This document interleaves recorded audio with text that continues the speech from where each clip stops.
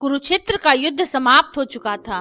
धूल बैठ चुकी थी, रथ टूट चुके थे, वीरों की गर्जना अब केवल इतिहास बन चुकी थी। पर एक योद्धा था जिसने पूरा युद्ध देखा, हर प्रहार, हर छल, हर विजय, लेकिन उसने युद्ध लड़ा नहीं। वह था बर्बरिक। और युद्ध समाप्त होने के बाद उसने श्री कृष्ण से एक ऐसा प्रश्न पूछा जिसका उत्तर देना स्वयं योगेश्वर कृष्ण के लिए भी सरल नहीं था। संध्या का समय था। कुरुक्षेत्र की धरती लाल सूर्य के प्रकाश में शांत दिखाई दे रही थी। श्री कृष्ण अकेले रणभूमि में चल रहे थे। उनके कदम धीमे थे, जैसे वह हर गिरे हुए योद्धा को स्मरण कर रहे हों। तभी हवा में एक दिव्य कंपन हुआ, आकाश से प्रकाश उतरा और उस प्रकाश में प्रकट हुआ बर्बरिक का दिव्य स्वरूप। क्योंकि उसका सिर युद्ध के दौरान पर्वत पर स्थापित था और उसी ने संपूर्ण युद्ध देखा था। बर्बरिक ने झुककर कहा, प्रणाम प्रभु।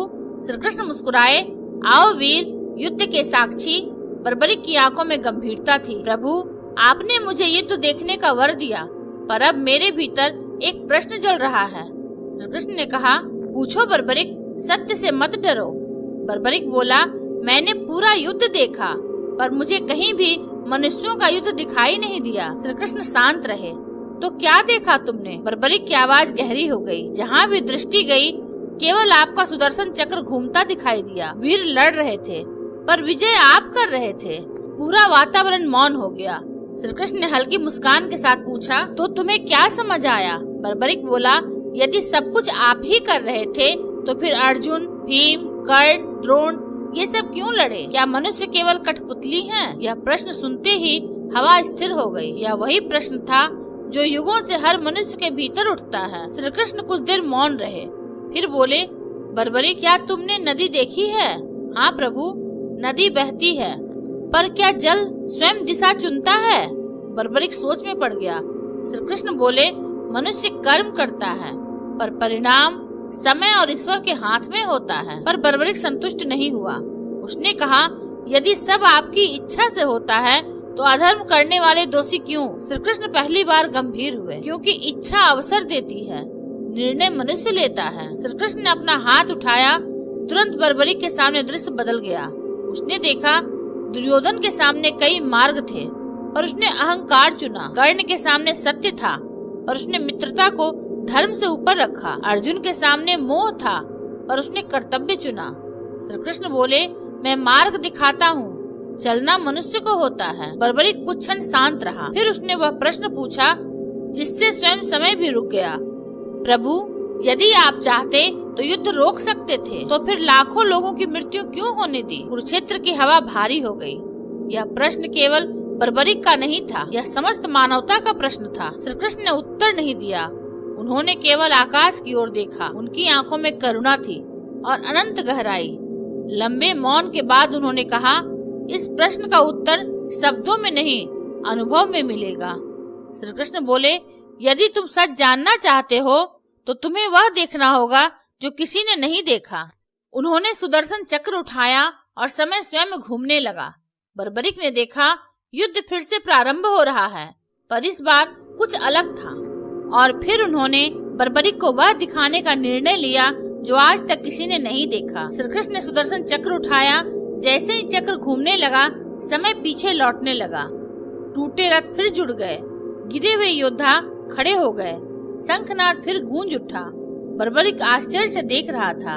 महाभारत का युद्ध फिर से प्रारंभ हो चुका था, पर इस बार वह केवल दर्शक नहीं था, वह सत्य देखने वाला था। बर्बरिक ने ध्यान से देखा, योद्धा युद्ध कर रहे थे, पर उनके पीछे अदृश्य शक्तियां खड़ी थी। दुर्योधन के पीछे अहंकार का अंधकार, भीष्म के पीछे प्रतिज्ञा का बंधन, कर्ण के पीछे अपमान की पीड़ा, अर्जुन के पीछे धर्म का प्रकाश।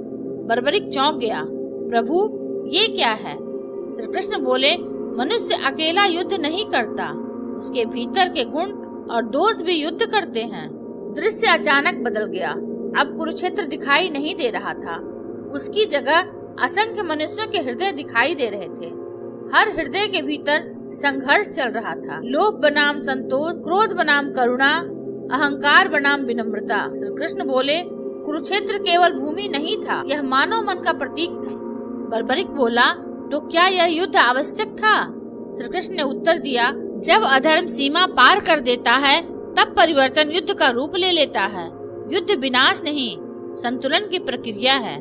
बर्बरिक ने फिर पूछा, पर प्रभु निर्दोष लोग क्यों मरे? श्री कृष्ण की आंखें करुणा से भर गईं।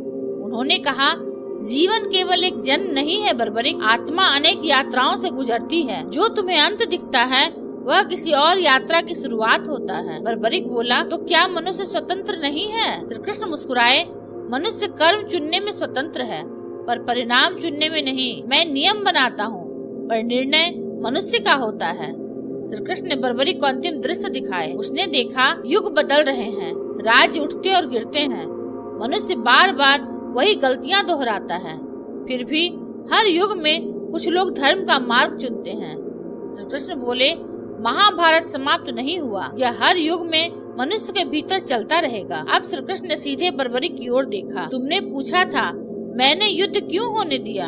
उन्होंने धीरे से कहा, क्योंकि कभी कभी शांति बचाने के लिए युद्ध आवश्यक हो जाता है। और याद रखो, मैं युद्ध नहीं चाहता पर अधर्म को अनंत भी नहीं होने देता। बर्बरिक की आंखों में आंसू आ गए। अब समझ आया प्रभु, आपने युद्ध नहीं कराया, आपने संतुलन बनाया। श्री कृष्ण मुस्कुराए, और यही सबसे कठिन सत्य है। ईश्वर पक्ष नहीं लेता, वह संतुलन रखता है। सुदर्शन चक्र धीरे धीरे शांत हो गया। समय फिर वर्तमान में लौट गया। कुरुक्षेत्र फिर शांत था। बर्बरिक ने झुककर कहा, प्रभु अब मेरा प्रश्न समाप्त हो गया। श्री कृष्ण बोले, जब प्रश्न समाप्त होते हैं तभी ज्ञान प्रारंभ होता है। कहते हैं उस दिन के बाद बर्बरिक मुस्कुराता हुआ मौन हो गया, क्योंकि उसे समझ आ गया था युद्ध तलवारों से नहीं निर्णयों से होते हैं। और शायद इसलिए आज भी श्री कृष्ण हर मनुष्य से कहते हैं, तुम्हारा सबसे बड़ा कुरुक्षेत्र बाहर नहीं, तुम्हारे भीतर है। आप क्या मानते हैं, महाभारत का युद्ध इतिहास था या हर मनुष्य के जीवन की सच्चाई? अपना उत्तर कमेंट में जरूर लिखें। ऐसी ही रहस्यमयी महाभारत कथाओं के लिए हाइप और चैनल को सब्सक्राइब करना न भूलें। धन्यवाद।